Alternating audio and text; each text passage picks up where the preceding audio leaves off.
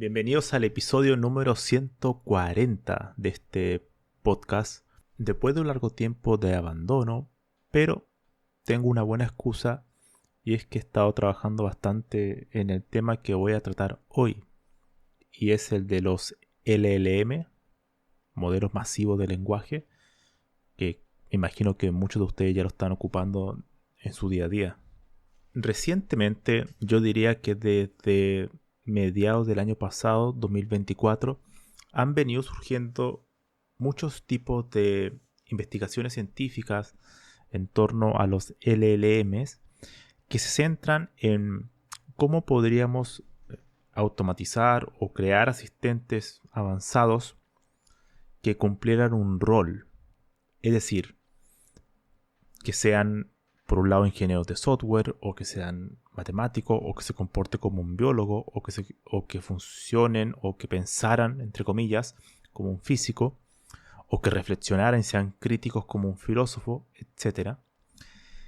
Y en base a eso han surgido artículos que tratan como, cómo automatizar el proceso científico, cómo automatizar el proceso ingenieril, por ejemplo, del desarrollo de software, cómo descubrir nuevas hipótesis, cómo resolver problemas que no han sido muy tratados o donde no hay una respuesta tan evidente o tan clara, porque quizás probablemente requieras conocimiento multidisciplinar. Y tomando esa palabra multidisciplinar, es que el episodio de hoy me quiero centrar en cómo se pueden ocupar los LLMs como integradores de conocimiento. Comencemos con un problema muy simple. Supongamos que yo necesito montar o armar un mueble, una estantería para mis libros, que entre paréntesis no me vendría mal. Y necesito armarlo desde cero, es decir, quiero comprar la madera, quiero hacer todas las piezas. ¿Vale? Entonces yo nunca lo he hecho. Yo simplemente lo compro, las piezas ya vienen armadas y tengo que montarlo y ya. Pero aquí sería al revés. Yo quiero hacerlo directamente, desde cero. Entonces lo que yo podría hacer es, para tener una idea de cómo se podría armar esto, es definir el problema, en este caso el prompt, ¿no? Bueno, necesito armar un mueble para este tipo de libro, el tamaño de los libros, cuántas filas va a tener o cuántas columnas va a tener y de tal tamaño, porque es el espacio que tengo permitido en mi casa. Le doy las instrucciones muy generales de cómo podría ser este mueble y lo escribo. Ok. Y al principio, y aquí viene la parte importante del prompt, yo le digo, bueno, quiero que tú seas, diciéndole al modelo, un carpintero experto. ¿Vale? O sea, tú eres un carpintero experto y quiero que tu respuesta sea como la de un carpintero experto.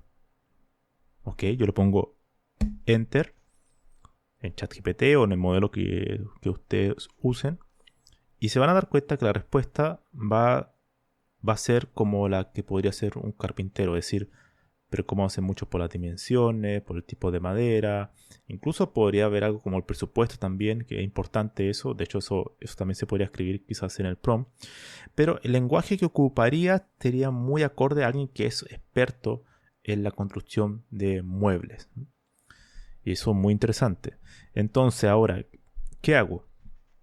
Cambio la primera línea donde puse quiero que tú te comportes como un carpintero experto y le digo quiero que te comportes, por ejemplo, podría ser otra cosa, pero por ejemplo, como matemático.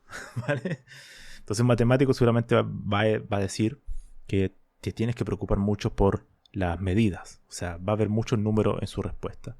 Las cuántas maderas vas a comprar, las dimensiones, todo tiene que calzar, todo tiene que ser simétrico, ¿no? Eso es muy importante.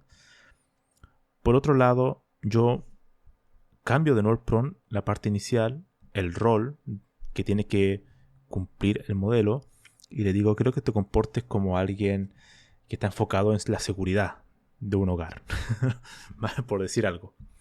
Entonces esta persona diría, mira, tienes que preocuparte por que las dimensiones, que donde vayas a montar este mueble esté en una ubicación que no se vaya a caer, que no te tienes que preocupar que la madera sea resistente, eh, etcétera, ¿no? Ahora, vuelvo a cambiar la primera parte y le digo, ahora quiero que te comportes como un bibliófilo. O sea, las personas que son fanáticas de los libros, de las bibliotecas, etcétera, ¿no? Son realmente apasionadas por ese tema, ¿no? Y seguramente me diría, mira, que el mueble tiene que estar en una ubicación que no le llegue el sol porque eso puede afectar a los libros. Tiene que ser de una madera, tal tipo de madera, que es muy buena para los libros. Es decir, una persona que está muy preocupada en los libros como tal, en lo que va a contener, lo que va a estar puesto en ese mueble, más que en las medidas o en las dimensiones o en el presupuesto, ¿no? No le importa tanto eso, sino que le importa más que ese lugar, ese soporte sea lo mejor posible para los libros, porque los libros son lo más importantes para esa persona, ¿no?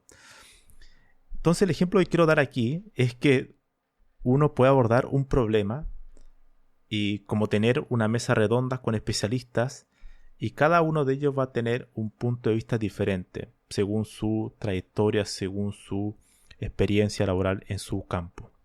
Pero ahora imagínense, cambiemos este problema por un problema mucho más sofisticado, un problema científico, un problema donde quizá hoy no tenemos una solución clara.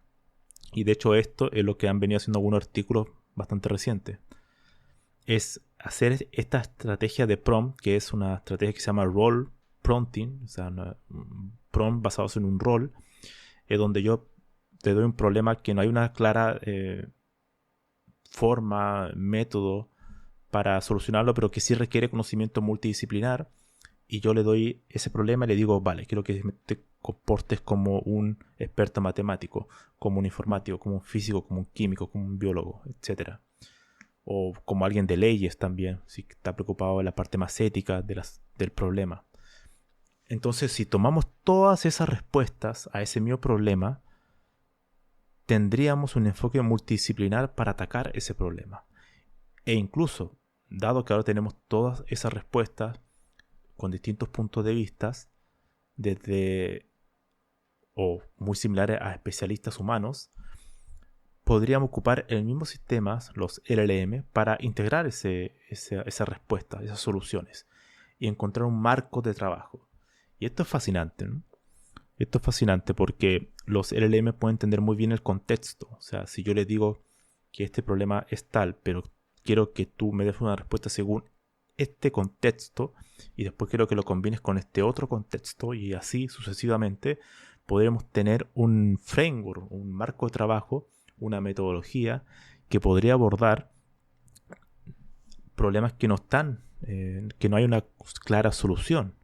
Y esto da un espacio para la creatividad enorme, ¿no? Entonces, eso era un poco la reflexión, una de las cosas que me está interesando muchísimo últimamente y que me gustaría, y los invito a ustedes que lo intenten, que hagan eso, que piensen en un problema y digan, oye, este problema, ¿cómo lo podría resolver alguien experto no sé, en filosofía o en matemática, en el área de las funciones combinatoriales o alguien de teoría de las categorías? O sea, no tiene que ser un experto en un tema tan amplio como simplemente matemática, puede ser un subcampo dentro de un subcampo, ¿no? Y eso es lo interesante.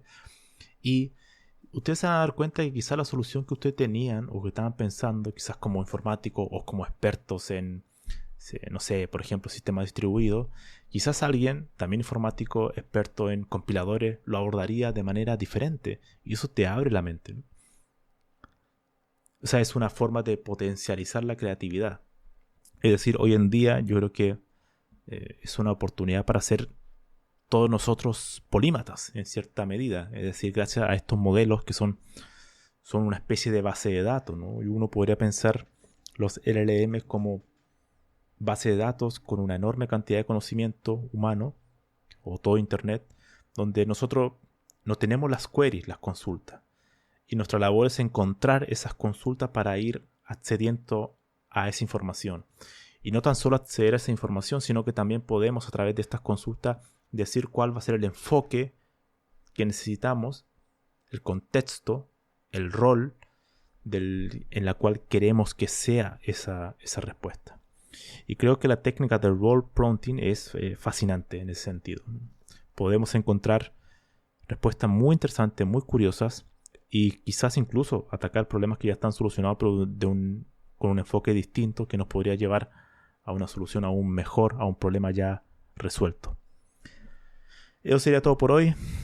No creo que pase tanto tiempo para el siguiente episodio, pero para ser sincero, a mí me gusta grabar un episodio cuando siento que tengo algo que decir, algo nuevo que decir. Y si no tengo nada nuevo que decir, pues prefiero no grabar nada. Así que eso sería todo por hoy. Espero que les haya interesado esto y que lo prueben. Y nos vemos en un siguiente episodio.